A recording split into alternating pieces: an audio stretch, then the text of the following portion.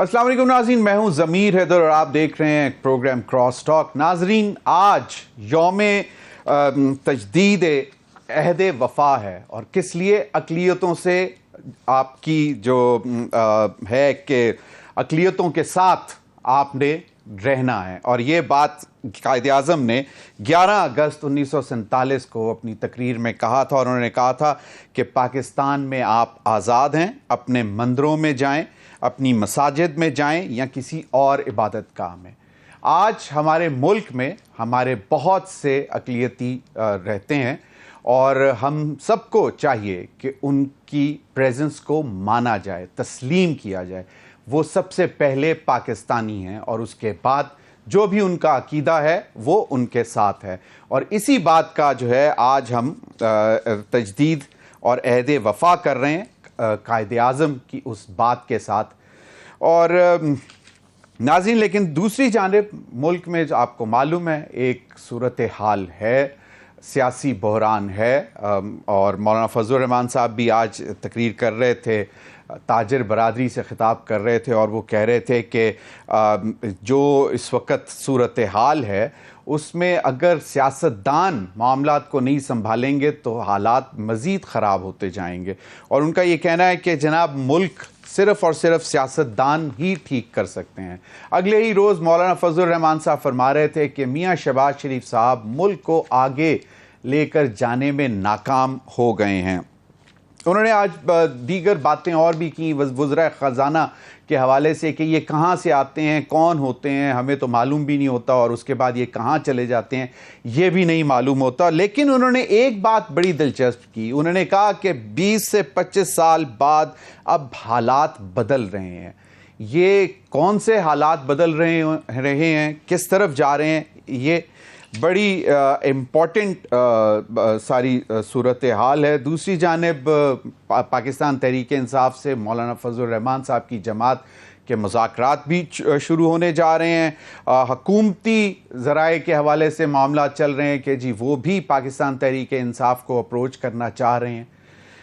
और जो इम्पॉर्टेंट चीज़ जो पिछले एक दो रोज़ से जो सामने आई है वो है हुकूमत और अदलिया में टकराव, जो कि इंतहाई तशवीशनाक बात है क्योंकि एक फ़ैसला आता है 12 जुलाई को और उसके बाद हुकूमत जो है कानून साजी करके इलेक्शन एक्ट 2017 में तरमीम करती है और गुज़िश्ता रोज़ से वो नाफिजुल अमल भी हो जाती है। इस पे बहुत से डिफरेंट व्यूज़ आ रहे हैं, इन पर भी बात करेंगे। इन तमाम मामलात पर बात करने के लिए मेरे साथ मौजूद हैं राना एहसान अफजल साहब, कोऑर्डिनेटर टू प्राइम मिनिस्टर। बहुत बहुत शुक्रिया राना एहसान अफजल साहब आपके वक्त का। मेरे साथ मौजूद हैं शौकत यूसुफजई साहब, रहनुमा हैं पाकिस्तान तहरीक इंसाफ के, आपका भी बहुत बहुत शुक्रिया। गरीदा फारूकी साहिबा, senior anchor person, journalist, analyst, columnist हमारे साथ मौजूद हैं, बहुत बहुत शुक्रिया गरीदा आपके वक्त का भी। सबसे पहले अगर इजाज़त दें तो मैं शौकत यूसुफजई साहब से आगाज़ करना चाहूँगा। शौकत यूसुफजई साहब, जिनसे आप अब रवाबित बढ़ाने जा रहे हैं आइंदा कुछ दिनों में, मौलाना फजलुर रहमान साहब वो फरमाते हैं कि 20 से 25 साल बाद अब हालात बदल रहे हैं। ये कौन से हालात हैं जो वो जिनकी तरफ वो इशारा कर रहे हैं कि हालात बेहतरी की जानिब बदल रहे हैं?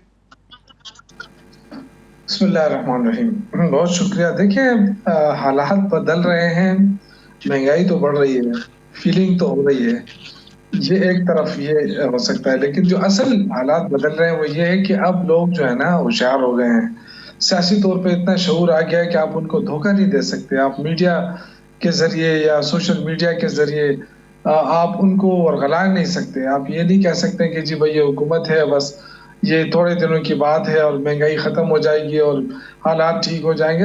हालात ऐसे बदले हैं कि लोगों को पता है, घर के अंदर बैठे मजदूरी करने वाले बंदे, ड्राइवर्स को सबको पता है कि इन लोगों को लाया कौन है, फॉर्म 47 क्या है, फॉर्म 45 क्या है, हुकूमत कैसे बनी है, A to Z सबको पता है। तो ये हालात बदल गए हैं। वो 25 साल हालात नहीं है जिनको पता नहीं था कि ये हुकूमत कैसे आई है। बस लोगों को ये होता था कि जी जो बस ये इलेक्शन हो गए हैं, जीत गए और ये फलां आ गए हैं तो बस बाकी शोर ना करें। लेकिन अब लोगों को पता है कि ये किस तरह आए हैं। तो अब ये बातें छुपाना, इस तरह हुकूमत चलाना वैसे भी मुश्किल है, क्योंकि जिस तरीके से महंगाई में इजाफा हो रहा है, जिस तरीके से बिजली के बिलों में इजाफा हो रहा है, तो पूरी दुनिया हमारे ऊपर से मीम बना रही है कि जी ये देखें बिजली के बिल, हर तरफ बिजली के बिल। तो ये पाकिस्तान जो है बहुत मुश्किल की तरफ जा रहा है। तो जो संजीदा लोग हैं उनको इस बात की फिक्र है कि पाकिस्तान जो है वो कैसे हम उसको रोकें इस मुश्किल में जाने से, या इस मुश्किल से निकालने के लिए। तो अब तो इस बात पे सोचना चाहिए, और मेरे ख्याल से इमरान खान जेल में होते हुए भी इस बात का एहसास कर रहे हैं, और वो कह रहे हैं कि जी मुल्क तबाही की तरफ जा रहा है, इसको रोकना है हमने। अब जो लोग इस वक्त इक़्तिदार में, उनको ये पता नहीं है, वो इस वक्त बड़े नशे में है, बड़ा शौकत यूसुफजई साहब, वो उसमें है कि तबाही की तरफ शौकत यूसुफजई साहब तबाही की तरफ कैसे जा रहा है? वो तो एक खुशखबरी अपने तौर से सुना रहे थे कि बस 2 महीने बाद ये हुकूमत नहीं होगी, तो वो फिर तबाही की तरफ जाना उसको कहेंगे कि जब आप लोग जब ये 2 महीने बाद हुकूमत नहीं होगी? नहीं, मैं माशी तौर पे बात कर रहा हूँ। देखें, ये कहते हैं जी बिजली के बिलों में कमी आ जाएगी, जब सर्दियां आ जाएंगी तो वैसे भी बिलों में कमी आ जाएगी, इस्तेमाल में कमी आ जाएगी। लेकिन जो इस वक्त सूरत हाल है, देखो इनसे मईशत नहीं संभाली जा रही, आम लोग परेशान हैं। देखो हुकूमतें जब नाकाम होती है ना, तो इलेक्शन की तरफ जाती हैं, और इलेक्शन होने के बाद लोगों को ये तवक्को होती है कि जो नई हुकूमत है वो हमारी मुश्किलात में कमी करेगी। ये हुकूमत जब से आई है ये मुश्किलात में इजाफा ही करती जा रही है। तो अगर सिर्फ मुश्किलात में इजाफा करना, वो कर्जे लेके हुकूमत चलाना, महंगाई लाके टैक्स लगा के एग्रीकल्चर का है, उन पे कोई टैक्स नहीं है, ठीक है, हमारे उसमें बहुत सारे लोग होंगे उससे नाराज भी होंगे, लेकिन ये कहता हूँ कि बैलेंस होना चाहिए, राना टैक्स रेट को बढ़ाना चाहिए। ये नहीं कि जो बैलेंस होना चाहिए, बिल्कुल सही। राइट तबका है, आप राना एहसान, मैं बिल्कुल बड़ा आसान है जी। राना एहसान अफजल साहब, एक जानिब जो मुआशी चैलेंजेस हैं आपके सामने हैं, एक अच्छी खासी तकड़ी ऑपोजिशन भी आपके सामने है, दूसरी जानिब आप लोग बाकायदा तौर पर अदलिया के साथ महाज आराई शुरू कर देते हैं। तो क्या प्रायोरिटीज़ हैं क्या? कि मेरा ख्याल में तो इस वक्त सिर्फ एक प्रायोरिटी होनी चाहिए कि अवाम के मसाइल हल करें। आप लोग हर जगह ही फ्रंट खोलते जा रहे हैं, तो फिर क्या आपको भी ऐसे ही लगता है जो कि बानी पीटीआई इमरान खान साहब जेल से बैठकर पेशेंगोई कर रहे हैं कि बस 2 महीने रह गए हैं आपके? बिस्मिल्लाहिर्रहमानिर्रहीम। सबसे पहले तो ज़मीर साहब, माइनॉरिटी डे के हवाले से मैं कुछ नाजरीन के लिए कहना चाहूँगा कि ये मुल्क जो है इसकी बनने की बुनियादी वजह यही थी कि मुसलमानों को अच्छा ट्रीट नहीं किया जा रहा था, और हम तब उस वक्त माइनॉरिटी थे जिसके हकूक़ जो हैं वो मजरूह किए जाते थे, और ये एक बुनियादी वजह थी पाकिस्तान बनने की। तो आज अगर हम अपनी माइनॉरिटीज़ के साथ वही रवैया रखें या बदतर रखें, तो फिर वो जो मकसद था पाकिस्तान बनाने का, जो स्पिरिट थी इस सारे मकसद के पीछे, वो ख़त्म हो जाती है। तो हमें अपनी माइनॉरिटीज़ को बेहतर नहीं तो इक्वल ट्रीट करने की ज़रूरत है। इसके साथ जो आपका सवाल है, देखें बड़ी सिंपल सी बात है। ये कह रहे हैं कि माशी तौर पे चीज़ें हैंडल नहीं हो रही, तो महंगाई की शरह 11.1% पे आई है जुलाई के महीने की, और ये 38% पे थी। 1 साल पहले हम डिफ़ॉल्ट की बातें कर रहे थे, आज IMF का मुआहदा हो चुका है, फिच ने आपकी क्रेडिट रेटिंग बेहतर कर दी है। हम इस चीज़ का इदराक रखते हैं कि जो महंगाई की जो बिजली के बिल हैं और जो लोगों की आमदन है वो पिछले 2-3 सालों में बल्कि उससे भी ज़्यादा नहीं, कुछ अरसे तक नहीं बढ़ी, और अखराजात जो हैं वो बढ़ गए हैं। तो अब एक तरीका तो ये है कि हम जिस रास्ते पे चल रहे हैं उसके अंदर और बेहतरी लाएं, जो हुकूमत दिन रात प्राइम मिनिस्टर शहबाज शरीफ कोशिश कर रहे हैं कि एक आम आदमी की ज़िंदगी में बेहतरी आए। हम बिजली को भी रिव्यू कर रहे हैं कि वहाँ अगर कोई गुंजाइश निकलती है। और दूसरा तरीका ये है कि जिस तरह खान साहब पिछली दफ़ा हुकूमत छोड़ के गए थे और IMF का मुआहदा रद्द कर दिए थे, उसी तरह इस हुकूमत को गिराएं, और जो रुपया आज 280 पे रुका है उसको फिर से 400 पे लेके जाएं, और जो 70 रुपए का 50 रुपए का यूनिट है उसको 125 पे ले जाएं, और मुल्क को बिल्कुल जो है आप एक इकोनॉमिक कोलैप्स की तरफ दोबारा ले जाएं। तो मेरे ख्याल से इस तरफ की कोशिश PTI की है, और महंगाई को सिंगल डिजिट पे ले जाने की कोशिश हमारी इस हुकूमत की है, और हमारी भरपूर कोशिश है कि अवाम को किसी तरीके से बेहतरी की तरफ लेकर जाए, और ये नजर आ रहा है। आपको स्टॉक मार्केट इंडिया दे रही है इन्वेस्टर कॉन्फिडेंस का कि चीजें दुरुस्त सिमत में जा रही हैं। हमारे बिल्कुल हकायक पे मबनी प्रॉब्लम्स हैं बिजली के हवाले से, और वो टैक्स की बात इन्होंने की कि टैक्स बेस को बढ़ाया जाए, तो दिन रात मेहनत हो रही है कि टैक्स बेस और टैक्स एवेजन को घटाया जाए।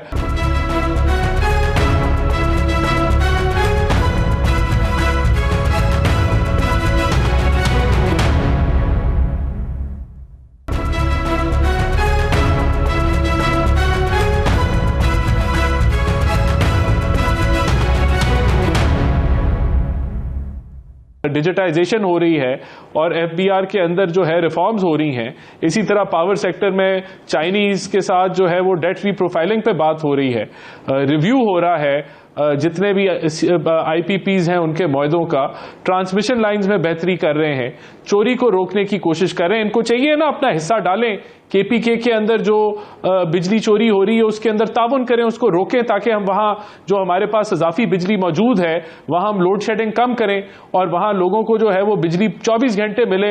वहां सिर्फ इस बुनियाद पे बिजली पूरी नहीं मिलती क्योंकि वहां रिकवरी नहीं है, तो रिकवरी में जो अपना रोल है वो अदा करें, बजाय के लोगों को इश्तियाल दिलवाएं और कहें कि ये आपका हकमार है, आपको बिजली नहीं दे रहे, तो चलो आओ बिजली के महकमों के 1 मिनट चलो आओ बिजली के महकमों पे जाके हमला करते हैं और वहां जाके धावा बोलते हैं। तो ये 2 अप्रोच है ना, तो वो जोड़ने वाली अप्रोच को है वो अपनाएं और मुल्क के लिए बेहतरी करें। जी नहीं, बिल्कुल सही। मेरा सवाल ये था कि प्रायोरिटीज आपने अभी सारी बता दी, लेकिन इसके पैरेलल आप लोग क्यों फ्रंट खोल रहे हैं, मतलब अदलिया के साथ?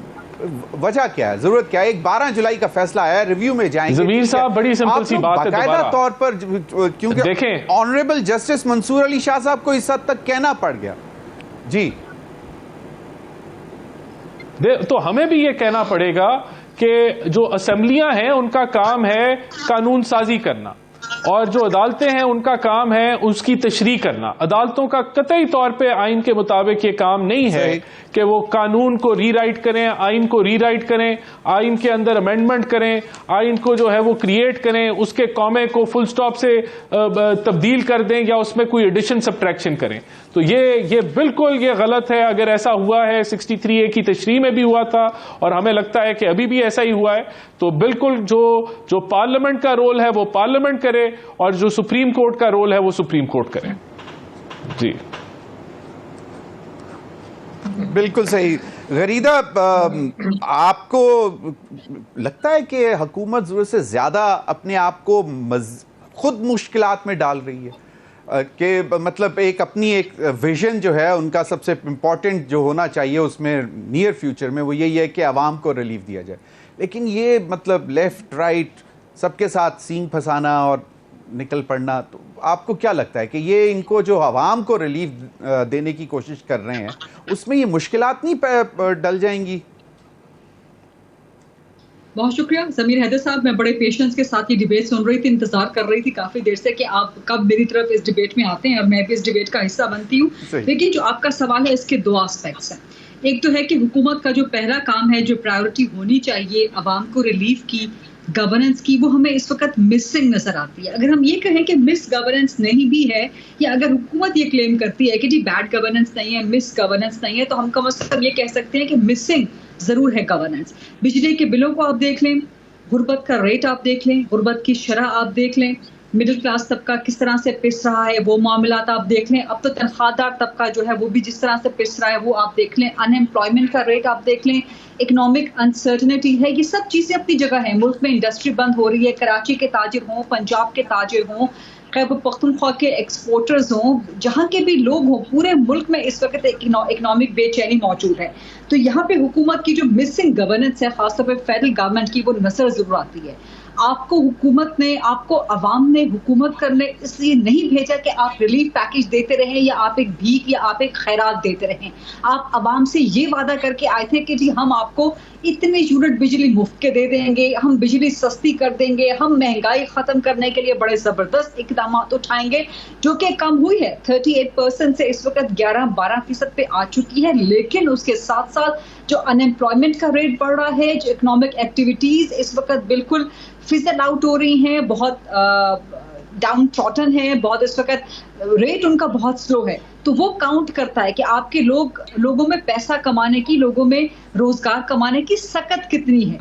अगर महंगाई फिर भी उसके बावजूद कोई किसी बंदे को अगर दिहाड़ी नहीं लग रही है 200 की, 500 की, 1000 की, 1500 की, अगर रोजाना डेली वेजेस है, उसको नहीं मिल रहा है ये रोजगार, तो वो क्या करेगा? चाहे आप गुर्बत की सतह 11% पे ले भी आए हैं, 12% पे ले भी आए हैं, 38% पे, पर उसके लिए तो बहुत ज्यादा है। ये चीजें, ये मसाइल हैं पाकिस्तान में। लेकिन जो आपकी सवाल का दूसरा हिस्सा है कि क्या हुकूमत की प्रायोरिटीज चेंज हो गई हैं, सींग फंसाना, अगर आप स्पेसिफिकली इलेक्शन एक्ट तरमीमी कानून, अब तो खैर कानून बन चुका है, सिर्फ बिल नहीं रहा 2024, उसकी बात कर रहे हैं, तो अभी जो सीनियर प्यूनियर जज मंसूर अली शाह साहब ने, ऑनरेबल मंसूर अली शाह साहब ने जो बात की कल परसों, मैं उससे, उस गुफ्तगू से, उस बात से मैं एग्री नहीं करती। सुप्रीम कोर्ट के हर फैसले पे अमल करना ये लाजिम नहीं है। सुप्रीम कोर्ट का हर वो फैसला जो आइन और कानून के मुताबिक हो, उस पे अमल करना लाजिम हो जाता है, फिर सिस्टम चलता है। वरना यही सुप्रीम कोर्ट है जिसका फैसला जुल्फिकार भुट्टो के कत्ल के हवाले से भी था, तो उस पे जो अमल किया गया फिर वो दुरुस्त था। हालिया कुछ अरसे में जो फैसले आए हैं, क्या वो इंसाफ और कानून पे मबनी है? यही सुप्रीम कोर्ट है जिसका रेकोडेक का फैसला भी आया था, क्या वो भी दुरुस्त था? उससे पाकिस्तान के कौमी खजाने को कितना नुकसान पहुंचा? तो सुप्रीम कोर्ट के हर फैसले पे अमल करना लाजिम नहीं है। अगर आप सुप्रीम कोर्ट के फिर अपील का राइट ना हो ना, अपील का राइट इसीलिए है कि सुप्रीम कोर्ट का फैसला गलत भी हो सकता है, किसी भी अदालत का फैसला गलत हो सकता है। यही सूरत हाल हमने देखी है अभी जो राना एहसान साहब कोर्ट कर रहे थे 63A के मामले के हवाले से, और इसके अलावा अभी जो ये फैसला आया है मखसूस नशिस्तों का, पाकिस्तान तहरीक इंसाफ जिसमें फरीक ही नहीं थी, उनको रिलीफ किस तरह दे दिया गया। और ये बात उनको गरीदा, आपने कहा है कि किसी भी सुप्रीम कोर्ट के हर फैसले पर अमल करना जरूरी नहीं है और पार्लियामेंट जो है उसकी सुप्रीमेसी है, तो आपको क्या लगता है कि इट हैज़ बीन डिसाइडेड कि बस ये जो 12 जुलाई का फैसला था इसके ऊपर इम्प्लीमेंटेशन नहीं होगी? क्योंकि इलेक्शन कमीशन ऑफ पाकिस्तान को एक तो खुद रास्ता दे दिया था उस जजमेंट में कि अगर आपको कहीं पे कोई रहनुमाई की ज़रूरत पड़े या पीटीआई और इलेक्शन कमीशन, तो आप दोबारा रजू कर सकते हैं सुप्रीम कोर्ट को। तो वो मेरा ख्याल में तो ये चीज़ें तो फिर मतलब कहीं पे भी there is no end to it then. साहब, लेट मी रिट्रेट दैट। मैंने कहा कि सुप्रीम कोर्ट के हर फैसले पे अमल करना लाजिम नहीं। सुप्रीम कोर्ट का हर वो फैसला जो आइन और कानून और इंसाफ के मुताबिक उस पे अमल करना लाजिम है। मिसालें मैंने आपको दे दी। फिर जुल्फिकार भुट्टो का कत्ल दुरुस्त हुआ था क्या आपके नजदीक? समीर साहब नहीं, जुल्फिकार भुट्टो का कत्ल फिर का जो फैसला आया क्या फिर वो दुरुस्त था? ठीक है, ये हमें एक सेग्रीगेशन करनी होगी, हमें एक अंडरस्टैंडिंग करनी होगी, वरना फिर मैंने जैसे पहले गुजारिश की कि अपील का हक फिर अदालती फैसलों में क्यों दिया जाता है। सेकेंडली, यही being a Democrat, I stand for the supremacy of the parliament, for the supremacy of the will of the people of this state, for the supremacy of the voice of the people through their elected representatives. मैं हमेशा पार्लियामान के साथ खड़ी होंगी। इस मुल्क में पार्लियामान supreme है क्योंकि पार्लियामेंट हमारी नुमाइंदा है, हम अवाम के नुमाइंदा है। पार्लियामेंट अपना काम नहीं कर रही, हम उसकी अकाउंटेबिलिटी कर सकते हैं। कोई भी इदारा अपना काम नहीं कर रहा, पाकिस्तान के अवाम उसकी अकाउंटेबिलिटी कर सकते हैं। किसी और को इंटरफेयर करने की इसमें ना तो जरूरत है ना ही गुंजाइश मौजूद है। यही पार्लियामान थी जिसने अभी कानून बनाया था, प्रैक्टिस एंड प्रोसीजर एक्ट। कानून अभी बना ही नहीं था तो सुप्रीम कोर्ट ने उसमें इंटरवीन करके स्टे ऑर्डर दे दिया जो कानून नहीं बना। तो हमारी मौसिस अदलिया को, हमारे मौसिस जज साहिबान को अपने इदारे के अंदर मौजूद गलतियों पर भी नजरसानी करनी पड़ेगी। Now coming to the point जो आपने रेज किया अपने क्वेश्चन में, मुझे नहीं लगता कि अब इस कानून को शायद साइडलाइन किया जाएगा या इसको स्ट्राइक डाउन या अनडू किया जाएगा, क्योंकि इसी बेंच में, ये जो फुल कोर्ट बैठा हुआ है, इसी बेंच में कई मौजिज सीनियर तरीन जज साहिबान का, including the chief justice of Pakistan का फैसला मौजूद है अभी हाल का ही कि जी पार्लियामेंट सुप्रीम है और पार्लियामान जो कानून बनाती है वो सुप्रीम है।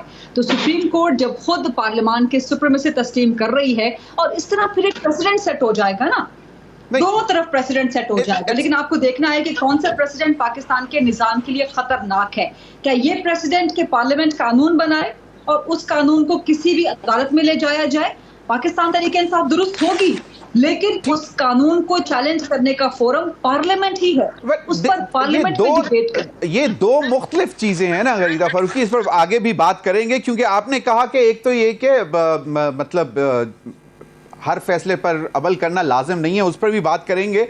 लेकिन जो दो सूरत हाल है ना, एक तो कि एक इस जो लेजिस्लेशन हुई है इसको चैलेंज करने जा रहे हैं, दूसरा मामला है इम्प्लीमेंटेशन ऑफ द डिसीजन। तो ये दो डिफरेंट चीजें हैं, तो उस पर भी मुझे ब्रेक का कहा जा रहा है। ब्रेक के बाद आकर मजीद भी इस पर बात करेंगे। नाज़रीन हमारे साथ रहिए।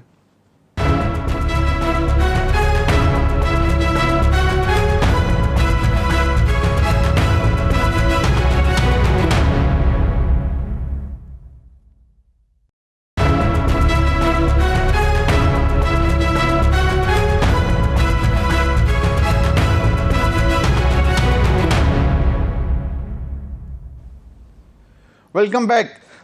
शौकत यूसुफजई साहब, आपने गुफ्तगू सुनी गरीदा साहिबा की भी और राना एहसान अफजल साहब की भी। अब मामला यह है कि अगर अदालती फैसले आते हैं और कोई भी हुकूमत होती है उस वक़्त और उसको वो समझती है कि ये फ़ैसला ठीक नहीं है, तो एक तो उसके बरक्स आप लेजिस्लेशन कर दें और जिसमें आप उसको कह दें कि जी ये रेट्रोस्पेक्टिव इसकी इम्प्लीमेंटेशन होगी। तो ये अगर रवायत चल पड़ती है तो फिर अदालती फैसलों की अगर वक़्त नहीं रहेगी तो फिर अदालतें क्यों?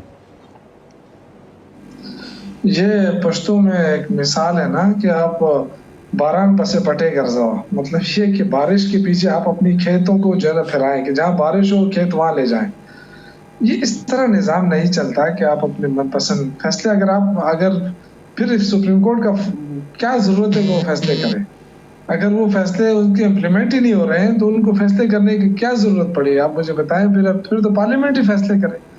लेकिन हर एक का अपना अपना काम है। ये सुप्रीम कोर्ट का काम ही फैसले करना है और हुकूमत का काम ये है कि उसको उस पर इम्प्लीमेंट करना है। देखें, ये बात मुझे अच्छी लगी रिदा की कि उसने कहा कि मुझे पार्लियामेंट पे यकीन रखती हूँ और ये अच्छी बात है। लेकिन कौन सी पार्लियामेंट? अगर हम ये कहते हैं कि जी सुप्रीम कोर्ट के वो फैसले जो आइन के मुताबिक उनको मानना चाहिए और जो नई आइन के मुताबिक है उन पे अमल दरमद की जरूरत नहीं है, तो क्या ये जरूरी नहीं है कि वो पार्लियामेंट जो फैसले करता है, जो कानून साजी करता है, वो ट्रांसपेरेंट हो? तो क्या इलेक्शन का जो अमल है वो ट्रांसपेरेंट नहीं होना चाहिए? क्या जो 2000 मैं पिछले इलेक्शन की बात नहीं करूंगा, सारे इलेक्शनों में धांधलियां होती रही है, लेकिन क्या हम इस चीज को एक्सेप्ट करते हैं कि जी खैर है धांधली ज़्यादा पार्लियामेंट जो है वो फैसले कर ले और फिर वो सुप्रीम कोर्ट के ऊपर भी फैसले कर ले, उसके फैसलों को भी रद्द कर ले, और ये भी कि जी एक बंदे को उस रखने के लिए आप कहें कि जी खैर है एक और तरमीम ले आए। तो इस तरह आइन जो है ना, लोगों को शख्सियात के लिए आइन को तोड़ मोड़ कर बनाना इस तरह। दूसरा जो राना अफजल साहब ने बात की, देखें लोग इस वक्त ये मजाक नहीं है कि हम मजाक कर रहे हैं कि जी लोग परेशान, लोग इसलिए परेशान हैं कि आप तो कह रहे हैं कि जी 11% पर महंगाई की शरह को कम कर चुके हैं, लेकिन एक आम आदमी की जो कुव्वत खरीद है वो तो खत्म हो गई। क्यों? आपने सरिया महंगा कर दिया, आपने सीमेंट महंगी कर दी। तो मैं और आप तो आराम से बैठ के तनख्वाहें ले लेंगे ना, लेकिन जो लोग मजदूरी कर रहे हैं दिहाड़ी, तो वो तो दिहाड़ी तब करेंगे जब काम उनको मिलेगा। जब आपने सरिया महंगा कर दिया, सीमेंट महंगाई कर दी, तो कैसे लोगों ने काम रोक दिया, कंस्ट्रक्शन रुक गई है, दिहाड़ी कहाँ से मिलेगी उनको? तो उनके लिए तो आप 5% भी पर भी ले आए तो उनके लिए मुश्किल है जीना। तो ये सारी चीजें ये गवर्नमेंट की रिस्पॉन्सिबिलिटी होती है कि वो हालात को देखे और उस तरह फैसले करे। ये हुकूमत को पता ही नहीं है, सारे बर्गर फैमिली वाले इकट्ठे हुए हैं, इनको पता ही नहीं है कि आवाम किस तरह हो रही है। वो एक बादशाह के दौर में कहीं कहात आई थी तो वो सारे लोग परेशान थे, तो बादशाह की बेटी पूछती है कि जी लोग क्यों परेशान है? क्योंकि जी वो कहात आई है, गला नहीं मिल रहा। हमारे पुश्तों में गला कहते हैं ये अनाज को, क्या अनाज नहीं? उन्होंने कहा तो चावल क्यों नहीं खाता है? तो चावल भी तो अनाज है ना, चावल तो पैसा होगा तो चावल होंगे ना। नहीं, वो एक मैरी एंटोनियट का फेमस सेइंग थी। ये मजाक हो रहा है, ये मजाक हो रहा है आवाम के साथ। ये मजाक अब नहीं होना चाहिए।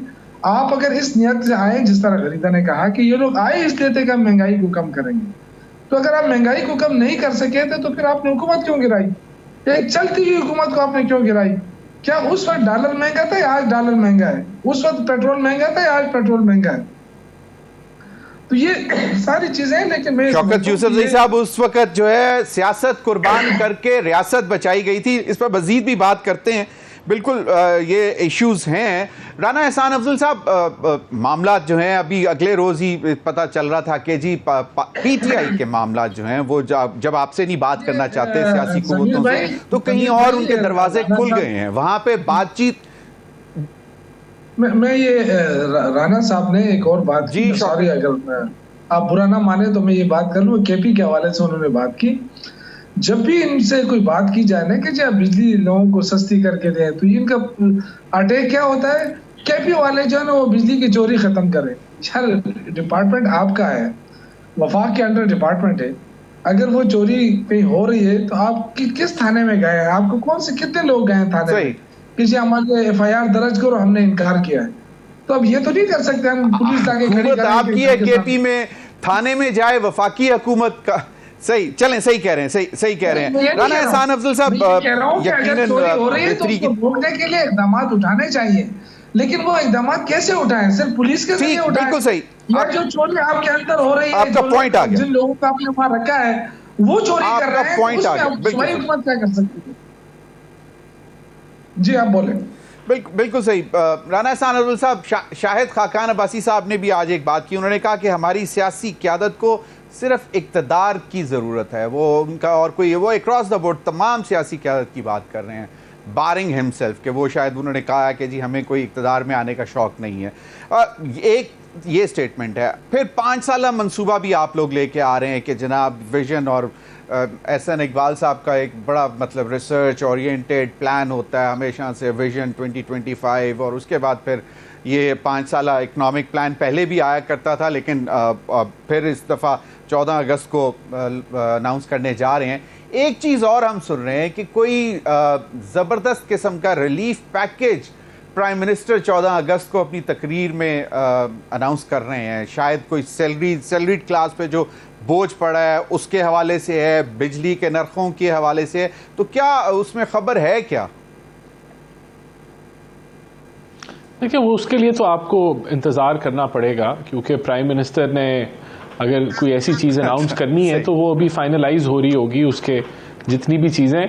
देखिए, शौकत यूसुफजई ने बात ऐसे की कि जैसे हमें इदराक नहीं है कि एक आम आदमी किस मुश्किल में है, उसका बिल्कुल हमें इदराक है। मैंने तो कहा कि जिस तेज़ी से महंगाई बढ़ी उस तेज़ी से आमदन नहीं बढ़ी, और एक आम आदमी मुश्किल में। आपके पास सोल्यूशन क्या है? क्या आप बिजली का रेट सस्ता कर सकते हैं, या आप क्या जो जिस तरफ आप मुल्क को लेके जा रहे हैं, जब आप IMF को ख़त लिखते हैं, जब आप GSP के स्टेटस को आपकी सोशल मीडिया हमलावर होती है, जब आप मुल्क के अंदर लॉन्ग मार्च करके और इंतशार और नफरत की सियासत फैलाते हैं, तो क्या, और जब आपको जानते बूझते हुए आप IMF के मुआहदे को रद्द करते हैं, तो आप तो मुश्किल फैला रहे हैं ना, मईशत को और आप तबाह कर रहे हैं, सियासी इस्तेहकाम को तबाह कर रहे हैं। तो आप कोई जोड़ने की सियासत तो नहीं कर रहे ना। और अगर पॉलिटिकल इंतशार इस मुल्क में फैलता है तो हमें हकायक में रह के बात करनी है ना। रिलीफ भी अगर हमने देना है तो उसकी कितनी गुंजाइश मौजूद है, कैसे दिया जाएगा, उस पर बात करनी है। या ये हम लोगों को इश्तियाल डलवा के आप हमें गिरा दें, मिसाल के तौर पे गिरा दें, और आपके पास कोई प्लान ना हो और आप महंगाई को, और जिस तरह मैंने कहा डॉलर ऊपर चला जाए, बिजली और महंगी हो जाए, तो हकायक पे अगर हम बात करें तो ये मुल्क माशी तौर पे मुश्किलात का, इसको बहुत बड़े बड़े जो है वो प्रॉब्लम्स दरकार हैं। हम 1 साल पहले डिफॉल्ट पे थे, अभी भी अगर हम इकोनॉमी को मिसमैनेज करेंगे तो ये चंद हफ्ते या महीनों की बात होगी कि फिर से डिफॉल्ट की बातें शुरू हो जाएंगी। तो इन हकायक में रह के हमने आगे बढ़ना है। हमारे पास बांग्लादेश की तरह 30 अरब डॉलर के रिजर्व्स नहीं है। बड़ी मुश्किल से हम लोग जो है इन रिजर्व्स को हमने बिल्डअप किया। IMF का प्लान हमने इंगेज किया है। हमने 25 अरब डॉलर की अदायगियां हर साल में करनी है, और हमने अवाम को रिलीफ देना है, और हमने बिजली के मसाइल के अंदर हल ढूंढना है, और हमने जो है वो फलाह बहबूद के काम करने। तो ये हकायक हैं। अब हम कहें कि जी के फौरन चुटकी बजाएं चीजें ठीक हो जाएंगी, नहीं होंगे। तो हम इस तरफ लेके, प्राइम मिनिस्टर शहबाज शरीफ चीजों को इसी तरफ लेके जा रहे हैं, बिल्कुल। बट जिस तरह किस्म की बातें चल रही हैं पावर कॉरिडोर्स में, इस्लामाबाद में पावर ड्राइंग रूम्स में, वहां से तो लगता है कि आप बिल्ली को छींचड़े नजर आते हैं फाइट ख्वाब में। अच्छा, कोई ऐसी बात it's a race against time. कुछ नहीं होने जा रहा। गरीदा Not at all. Tehreek Insaf क्या चाह रही है? अगले दिन ख्वाजा आसिफ साहब कह रहे थे कि माफ़ी हो मिल भी जाए तो रिहाई मुश्किल है, लेकिन वो तो कहते हैं कि अब कोई चैनल्स ओपन हो गए हैं। नहीं, जहाँ तक मेरी इन्फॉर्मेशन है पाकिस्तान तहरीक इंसाफ के साथ ना तो कोई गुफ्तगू हो रही है और ना ही फिलहाल हो सकती है। माफ़ी इमरान खान से जो मांगने का मुतालबा है ISPR का और इस्टेब्लिशमेंट का, वो अपनी जगह पे बिल्कुल दुरुस्त है। बल्कि ये 3-4 महीने पहले मैंने एक प्रोग्राम में गुफ्तगू की थी या कहने की खबर दी थी कि इमरान खान के लिए हालात तभी बेहतर होना शुरू होंगे जब वो 9 मई के हवाले से माफ़ी मांगेंगे। उस वक्त तो कहा जा रहा था कि नहीं, इमरान खान डट गए हैं और किसी भी सूरत माफ़ी नहीं मांगेंगे, लेकिन वहाँ से कम अब हल्की फ्लेक्सिबिलिटी कह लें आप इसको, या एक और यू टर्न कह लें कि कम मशरूत माफ़ी तक तो इमरान खान आ गए हैं। आगे देखें, शायद चंद महीने के बाद वो मुकम्मल माफ़ी मांगने पर भी राज़ी हो जाए, लेकिन माफ़ी मांगने के हवाले से उसके बावजूद भी मैं नहीं समझते कि इमरान खान के लिए हालात इतने फिजिबल हो जाएंगे कि माफ़ी मांगने के अगले दिन या अगले हफ्ते या अगले 1 महीने में उनकी हुकूमत दोबारा से बन जाएगी। क्योंकि ISPR ने वाज़ेह कर दिया था, एस्टैब्लिशमेंट ने अपना मौक़िफ़ दे दिया था कि आप 9 मई पर माफ़ी मांगे, लेकिन उसके बावजूद भी आप जो गुफ्तगू करना चाहते हैं, जो मुज़ाकरात आप करना चाहते हैं, वो पॉलिटिकल फोर्सेस के साथ आपने करना है। तो बातचीत तो इमरान खान को या पाकिस्तान तहरीक इंसाफ को इन्हीं के साथ करनी पड़ेगी।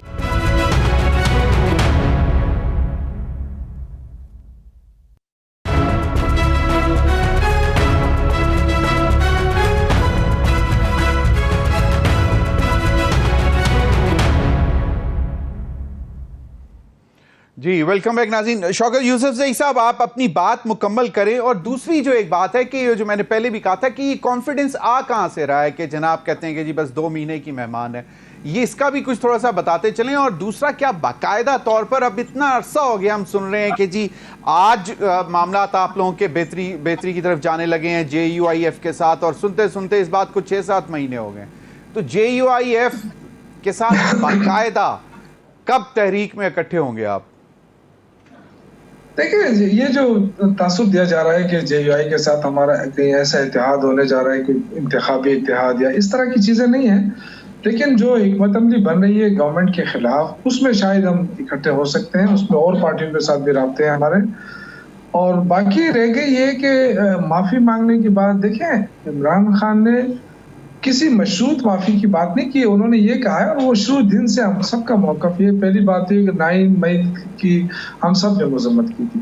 और आपको पता है इमरान खान ने जब प्रेस कॉन्फ्रेंस की थी तो उसमें मेरा नाम भी लिया था उन्होंने, कि 9 मई को मेरे जो वज़ीर थे जिसमें मेरा नाम लिया, शाह फरमान का नाम लिया और यास्मीन राशिद साहिबा का नाम लिया, कि ये लोगों को रोकते रहे। और हमें, मेरे तो कपड़े भी फटे थे, आपको पता है, उसका पूरा एक सीन बना था उसमें कि मैं लोगों को रोकता रहा। लेकिन देखें, वो यही चाहते हैं कि 9 मई के वाक़यात को, जब यास्मीन राशिद कह रही थी कि उस तरफ ना जाएं, तो वो वीडियो कहाँ चली गई? तो हम ये कहते हैं कि वो सारी वीडियोस जो है उस वक्त की वो सामने आनी चाहिए, और उसके बाद जो है ना मामला ठीक हो सकते हैं, और इंक्वायरी हो जाए, दूध का दूध पानी का पानी, बात खत्म हो जाए। लेकिन अगर आप इंक्वायरी नहीं करेंगे, आप कहेंगे कि नहीं जी बस जो हुआ है उसमें PTI मुलविस है, PTI दहशतगर्द है, PTI इंतशारी टोला है, ये आप सुनते रहे हैं। लेकिन आप ये नहीं देखते हैं, ये राना एहसान भाई बड़े अच्छे दोस्त हैं, मैं उनकी बड़ी रिस्पेक्ट करता हूँ, लेकिन ये हमेशा जब बात करते हैं या इनके, ये तो फिर भी थोड़ा सी गुजारा करते हैं, लेकिन जो ये मिलन वाले आते हैं कि ये तो इंतशारी टोला है, ये जब बात करते हैं नफरत फैलाते हैं। आप मुझे बताएं कि जो चीफ मिनिस्टर हैं मरियम बीबी, वो जब स्पीच करती है तो क्या वो फूल फेंकती है? बड़े अच्छे स्पीच करती है कि ताकि दिल जुड़े। ये जो जोड़ने की बात हो रही है, आपका पॉइंट आ गया, आपका पॉइंट आ गया। मैं राना एहसान अफजल साहब की तरफ जाऊंगा। सही, बिल्कुल। राना एहसान अफजल साहब, आज इरफान सिद्दीकी साहब ने भी कहा, जिस तरह अभी ये बात कर रहे थे कि 9 मई के हवाले से मशरूत माफ़ी या वटेवर जो भी है, इरफान सिद्दीकी साहब कहते हैं कि 9 मई तेज़ाबज़दा चेहरा लिए इंसाफ के लिए भटक रहा है। मतलब केसेस भी आप लोगों के बनाए हुए हैं, फिर आर्मी की फ़ौजी अदालतों में भी चल रहे हैं, लेकिन इरफान सिद्दीकी साहब कहते हैं इसमें ताख़ीर जो है वो समझ से बालातर है। तो उसकी वजह आपको क्या लगती है कि मुकाएं, मतलब निकले, move forward, there are many other things to do, जिनको आपने, मतलब जिनके खिलाफ सबूत हैं, सजाएं दें और लेट्स मूव ऑन।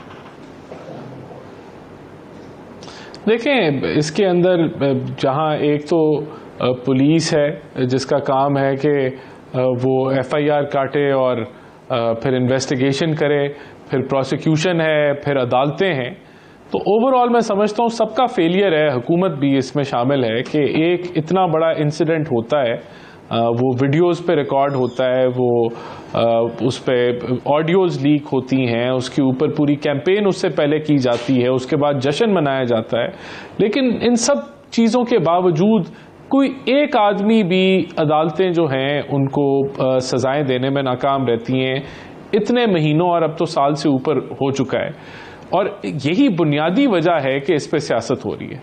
अगर इस पर सज़ाएं हो जाती, और बिल्कुल हम हुकूमत में होते हुए ये कहना अजीब सी बात है, लेकिन ये हकीकत है कि जुडिशल फेलियर हमारी तरफ एग्जिस्ट करता है और हमारी जुडिशरी की रैंकिंग बड़ी लो है, और जुडिशरी की नहीं खाली, उसमें जिनका उसमें सब कुछ शामिल है, उसमें पुलिस है, उसमें प्रोसिक्यूशन है, उसमें अदालतें हैं, और इस वजह से ये तनाज़ा जो है ये बढ़ता चला जा रहा है और इसके ऊपर जो है वो मुल्क जो है वो इस मामले से आगे नहीं बढ़ रहा। तो बिल्कुल ये पॉइंट वैलिड है इरफान सिद्दीकी साहब का, और अब ये अगर सज़ाएं मिल चुकी होती तो आज इस पे PTI ये ना कहती कि ये फॉल्स फ्लैग ऑपरेशन था या ये तो PMLN ने कराया या जो भी उसका नताइज निकलते।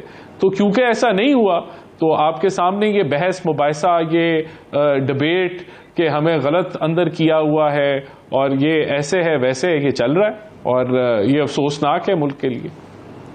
सही सही, बिल्कुल सही, आपका पॉइंट आ गया। गरीदा, एक आज शेख रोहेल असगर साहब की मैं स्टेटमेंट देख रहा था, उन्होंने कहा कि अगर नवाज शरीफ साहब खामोश रहे तो पार्टी को डबो देंगे।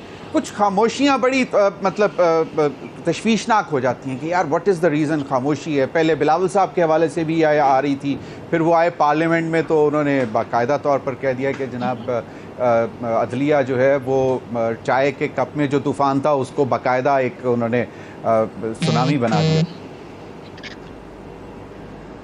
नहीं, बिलावल भुट्टो के साथ मेरा ख्याल है कि नवाज शरीफ का कंपैरिजन करना उनकी खामोशी के हवाले से या उनके ऑफ द ग्रिड होने के हवाले से, वो चेयरमैन है पीपल्स पार्टी के और प्रेसिडेंट हैं PMLN के मियां नवाज शरीफ साहब। मैं इसलिए बात कर रहा था कि सीनियर लीडरशिप की खामोशी जो है वो फिर बहुत सारी चीज़ों को हवा देना शुरू कर देती है कि क्या वजह हो सकती है। जी, अगर मेरा आर्ग्यूमेंट आ जाए, नवाज शरीफ तो पिछले कई सालों से ऑफ द ग्रिड है ना, ऑफ द स्क्रीन है, वो बिल्कुल मंजरनामे से गायब हो चुके हैं। लग रहा है कि उन्होंने हाथ खड़े कर दिए। और जो शेख रोहेल असगर ने कहा है, आप देखें ना पार्टी की बड़ी बड़ी लीडरशिप, आसिफ किरमानी हो, शाहिद खान अब्बासी हो, मिफ्ता इस्माइल हो, कोई उनको मनाने के लिए या उनके रेजोल्यूशन करने के लिए उनके डिफरेंसेस का तैयार नहीं था पार्टी के अंदर। पार्टी के अपने अंदर की पॉलिटिक्स, PMLN के अंदर की पॉलिटिक्स बहुत नुकसान पहुंचाया है। तो मैं जो शेख रोहेल साहब कह रहे हैं ना कि पार्टी को डबो देंगे, मैं समझती हूँ कि मुस्लिम लीग नून नवाज शरीफ की खामोशी की वजह से आधी डूब चुकी है। अब सिर्फ आधा धड़ उसका ऊपर का रह गया है बाकी। लेकिन आप देखिए कि कोई लाहौर के अंदर, फॉर एग्जांपल मैं आपको बताती हूँ कि जब नवाज शरीफ के ऊपर से केसेस खत्म हुए ना, जब वो पाकिस्तान में मौजूद थे, पाकिस्तान में आ चुके थे और तमाम केसेस से उनकी बरियत हुई थी, ये इलेक्शन से मेरा ख्याल है कि चंद हफ्ते पहले की बात है। लाहौर में कोई जश्न नहीं था लाहौर में। लाहौर विच यूज्ड टू बी द गढ़ ऑफ PMLN कि जो नवाज शरीफ का अपना जंपल है, जो कि सियासी गढ़ रहा है, वहाँ पे आप इमेजिन नहीं कर सकते नवाज शरीफ का अपना हल्का खामोश पड़ा हुआ था।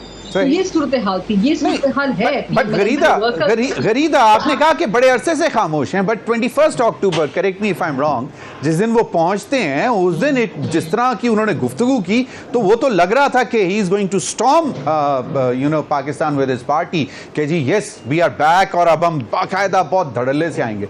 तो we have saw him roaring as well, but I am sorry, मुझे बताया जा रहा है कि प्रोग्राम का वक्त ख़त्म हो गया। आप तीनों हज़रात का बहुत बहुत शुक्रिया।